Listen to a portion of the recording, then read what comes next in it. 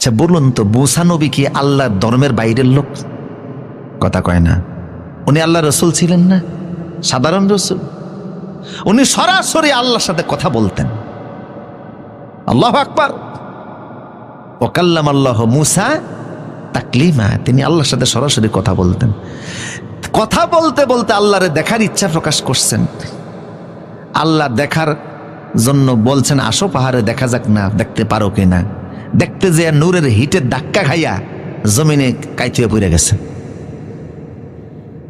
ফালাম্মা তাজাল্লা রাব্বুহু লিল জাবাল জাআলাহু দাক্কা ওয়া খাররা মুসা সাইকা, বেহুশ হয়ে পড়েছিলেন। 7 দিন বেহুশ ছিলেন। কয়দিন?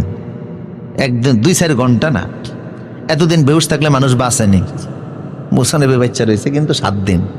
7 দিন পরে আল্লাহ কয়, কি ব্যাপার, নূরের হিটের ধাক্কা খায় পইরা গেলা, টেস্ট পরীক্ষায় তো পাস করো না, ইয়াদ দেখবা নে। উনি কয়, ক্বালা ইন্নী তুবতু ইলাইকা ওয়া আনা আউয়ালুল মুমিনিন। আল্লাহ তওবা করছে, জীবনে দেখার নাম নিতাম না।